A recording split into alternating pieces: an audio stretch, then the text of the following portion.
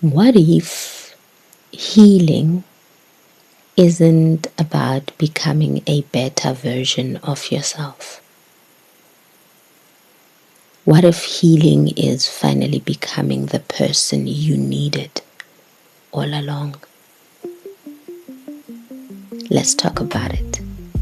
Sanbonani, Dumelang, Togozani, sending you all love, because love is the highest, and I mean highest, vibration.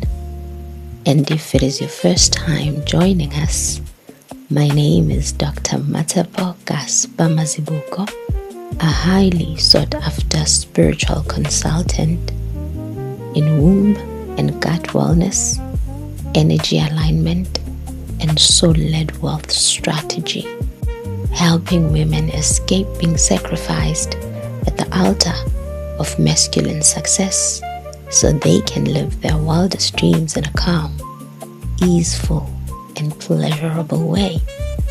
Welcome to another SoulCast episode where we have these big, uncomfortable adult conversations that don't just come up during brunch, but this is the space to have them. Welcome. If you've been walking this journey with me over the past few weeks, you'll know that we've been exploring the Parent Wound series, returning back to self. We've spoken about the parent wound, we've spoken about the mother wound, we've spoken about the father wound, and today I want us to talk about what happens after the awareness, because awareness is beautiful. Awareness helps us understand. Awareness gives us language for what we've gone through. The beautiful thing about awareness is it stops us from asking, what is wrong with me? And it moves us towards asking, where did this begin?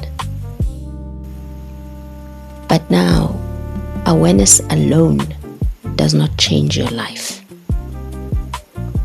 At some point, healing asks something more of us. It asks, now that you know, how will you love yourself differently? You know, one of the most heartbreaking parts of the healing journey is realizing that some of the things you needed, you may never receive them from the people you needed them from. Let's sit with that for a moment. Because I think a lot of us secretly believe that healing will arrive when somebody finally understands, when somebody finally apologizes, when somebody finally sees the impact they had on us, when somebody finally becomes what we needed them to be. And the real truth is, sometimes, yes, you can be lucky and it happens, but really, it's very rare. Most times, it doesn't happen. Sometimes the apology never comes. Sometimes the understanding never arrives. Sometimes the person simply does not have the capacity to meet you where you need them to. And that's painful.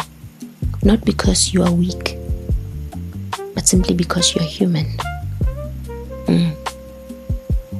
But there comes a moment in every healing journey when we realize that we are no longer children standing at the door, waiting to be chosen, waiting to be protected, waiting to be understood, waiting to be loved in the way that we deserved.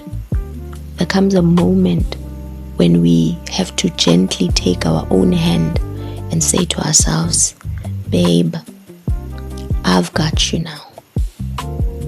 And that, to me, is reparenting.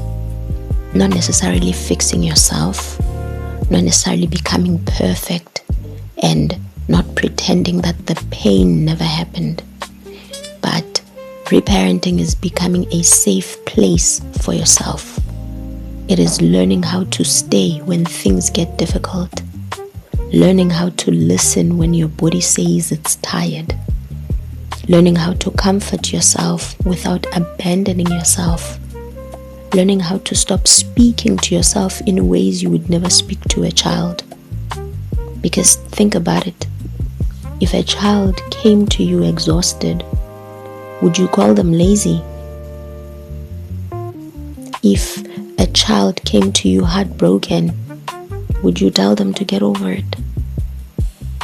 I don't think so. If a child came to you scared, would you shame them for feeling afraid? Of course not. And yet so many of us do that to ourselves every single day. Reparenting begins when we notice that. When we become curious about the relationship we have with ourselves. When we start asking, 1, do I trust myself? 2, do I listen to myself? 3, do I protect my peace? 4, do I honor my needs? Or do I abandon myself every time somebody else becomes uncomfortable? You see, one of the biggest lessons I've learned is that self-love is not a feeling. It is a relationship.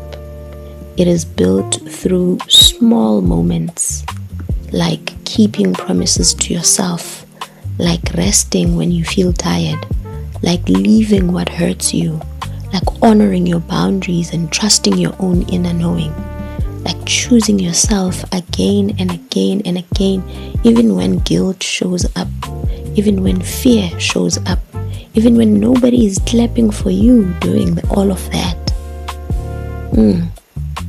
Because a loving parent doesn't only comfort, a loving parent also protects. A loving parent creates safety. A loving parent provides structure. A loving parent teaches a child that they can trust themselves. And that is the invitation today. Not perfection. Trust. Not becoming someone new, but becoming someone that you can rely on. So if you're listening to this today and you're carrying grief around what you didn't receive, I want you to know something. Yes, it mattered. Your needs mattered. Your pain mattered. Your longing mattered. And at the same time, your healing does not have to wait for someone else's transformation.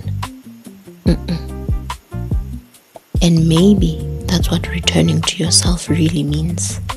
Not waiting outside the door anymore, but finally coming home to yourself. Because the way you experience life often mirrors the way you were first loved. And healing is learning how to love yourself differently. And if this conversation landed for you, please by all means share it with someone else who may need it. Because in our community, it is about sharing these experiences and healing as a collective. Remember to like, share, subscribe, and drop us a comment. Tell us how this message resonated with you. We would love to hear from you. And check the description for how you can join our WhatsApp channel and become a contributing voice to our community and these conversations, and how you can join our workshops and events, and also how you can book a session with me. Till next time, take gentle care of yourselves. Ngiyantanda. Ashe.